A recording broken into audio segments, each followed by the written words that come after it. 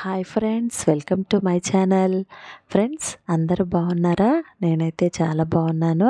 మీరందరూ కూడా చాలా చాలా బాగుండాలని కోరుకుంటూ ఈ యొక్క చిన్ని వీడియోని నా ఫ్యామిలీ అయిన మీ అందరితో షేర్ చేస్తున్నాను.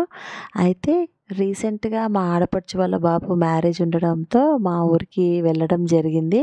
అంటే మా ఊర్లోనే మా ఆడపడుచు వాళ్ళు కూడా ఉంటారు. ఇక అక్కడే మ్యారేజ్ అని చెప్పేసి ఒక 1 వీక్ లీవ్ తీసుకొని అందరం కూడా వెళ్ళాము.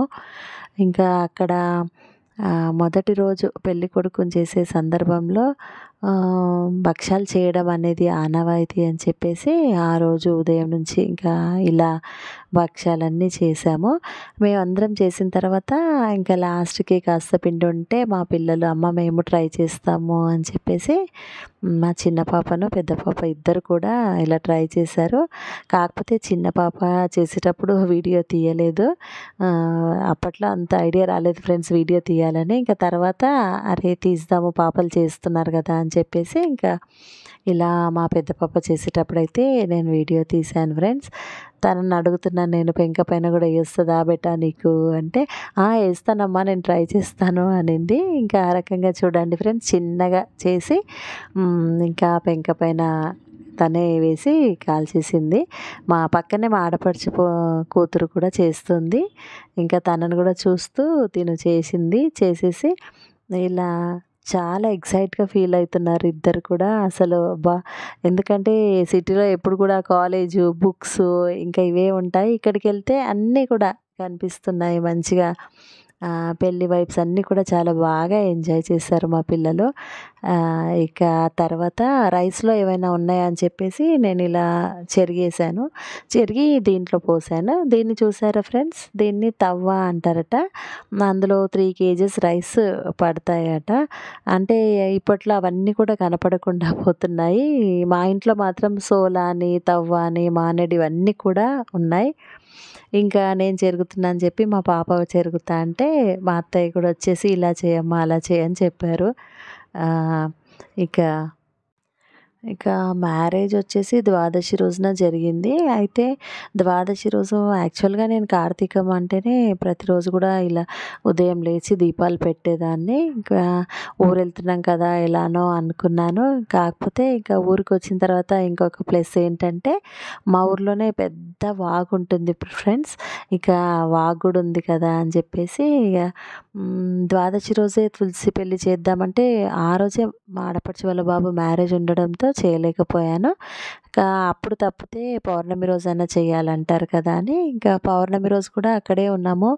ఈవినింగ్ అయినా సిటీకి వచ్చేస్తామేమో అనుకున్నాము. ఇంకా సరే చూద్దామని చెప్పి మార్నింగ్ అక్కడే ఉన్నాను కదా అని చెప్పి ఉదయాన్నే లేచి ఇంకా మాకు దగ్గరలోనే వాగుంటుంది. ఇంకా వాగుకెళ్ళేసి స్నానం చేసి మంచిగా నది ఒడ్డున కొంచెం బొట్లు పెట్టేసుకొని అక్కడే దీపం పెట్టేసి పూజలైతే చేసుకున్నాను. అయితే అక్కడ వాళ్ళందరూ కూడా ప్రతిరోజు వాగుకెళ్తారట. ఇంకా నాకు మాత్రం ఒక్కరోజు వీలు పడింది పౌర్ణమి రోజు.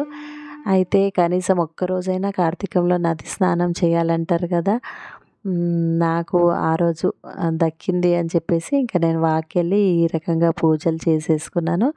ఇక నేను మాత్రం ఉదయమే వెళ్ళాను వాగుకి. కాకపోతే ఉదయము అనేది వీడియో తీయలేదు. ఇంక తర్వాత మళ్ళీ మా పాపలందరూ కూడా మేము కూడా వస్తాం వాగుకంటే మళ్ళీ వాళ్ళని తీసుకెళ్ళినప్పుడు ఈ వీడియో తీసాము. దీపం అయితే నేను పెట్టినప్పటి నుంచి ఒక 1 అవర్ వరకి అలాగే వెలుగుతూ ఉండింది.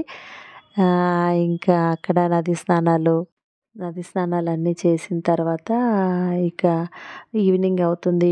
ఊరికెళ్తామేమో అనుకుంటే వెళ్ళలేకపోయాం కదా! ఇంకా ఎట్లా తులసి పూజ చేయాలా ఇవాళ, ఇప్పుడు మిస్ కాకూడదు కదా! ఏం చేయాలి అని చెప్పి అనుకుంటే ఇంకా సడన్‌గా అక్కడే అత్తయ్య వాళ్ళ ఇంట్లోనే మా ఇంట్లో చెట్టు ఉండడంతో ఇంకా మా పాపలు నేను అప్పటిదప్పుడు అనుకొని ఇక్కడే చేసుకుందాం బేటా అని చెప్పి ఇంకా ఈ రకంగా మా పాప, చిన్న పాప అయితే చుట్టూ కూడా ఇలా కడిగేసి తుడిచి బియ్యం పిండితో మంచిగా ముగ్గులైతే పెట్టేసింది. అయితే మా పాపలకి చాలా సార్లు ముగ్గులు వేయడం అని తెలుసు, ఎలా వేయాలో. బాగా నేర్పించేది. ఇంకా ఇద్దరు హెల్ప్‌తో నేను ఆ రోజు తులసి పెళ్ళిని బాగా జరుపుకున్నాను. ఇక చిన్న పాప అన్నీ కూడా ముగ్గులు పెట్టేస్తే, పెద్ద పాప ఒత్తులు చేసి దీపాల్లో ఆయిల్ పోసి ఈ రకంగా అరేంజ్ చేసింది. ఇక ఊర్లోనే ఉసిరికొమ్మ దొరికితే మా ఆడపడుచు వాళ్ళు ఇంకో బాబుకి చెప్తే ఉసిరికొమ్మ తెచ్చేసారు. ఇంకా ఇలా పెళ్ళైతే జరుపుకున్నాను. కాకపోతే ఇంతకుముందు మేముండే ఊర్లో ఓన్ హౌస్ అక్కడ కూడా ఉంది. ఇంకా అక్కడ నేను ఈ రకంగా పందిరి వేసి జాజుతో అలికి సేమ్ పెళ్ళి ఎలా చేస్తారో అలా చేసేదాన్ని. చూడండి ఇది మా పాపలు చిన్నగున్నప్పుడు ఫ్రెండ్స్. అప్పట్లో ప్రతి సంవత్సరం ఈ రకంగా గ్రాండ్‌గా చేసేదాన్ని. కాకపోతే ఇంకా సిటీకొచ్చినాక అపార్ట్మెంట్‌లో అలా చేయడం అనేది వీలు పడతలేదు. ఇక్కడికొచ్చినాక కూడా ఒకసారి చేశాను. ఇంకా ఈసారేమో ఊర్లో ఇక్కడ అనుకుంటా నాకు టైం సరిపోలేదు కాబట్టి ఇంకా ఇక్కడ చేయలేదు. అక్కడే చేశాను. అక్కడైనా ఉదయం నుంచే ప్లాన్ చేసుంటే నేను ఇంకా బాగా చేసేదాన్ని. కాకపోతే ఇంకా వీలు పడలేదు. ఇంక తర్వాత అక్కడ అన్ని పూజలు చేసుకున్నాను. కానీ ఉసిరికాయ దీపాలు ఒకటి, ఇంకొకటి 365 ఒత్తులు పెట్టలేకపోయాను కదా!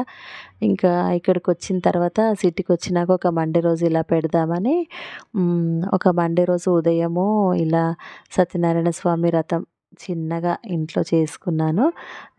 ఇలా వ్రతం చేసుకొని ఎందుకో నాకు ఎప్పటినుంచో ఈ నెలల ఒకసారి సత్యనారాయణ స్వామి వ్రతం చేయాలి అనిపించి, ఇంకా కథపీట లేకపోయినా సరే ఇంకా చిన్న పీట పైనే అన్నీ అరేంజ్ చేసుకున్నాను. నవగ్రహాలు పెట్టుకోవడము, ఫోటో కానీ, విగ్రహం కానీ అన్నీ తెచ్చేసుకొని నేను ఈ రకంగా సత్యనారాయణ స్వామి వ్రతాన్ని జరుపుకున్నాను.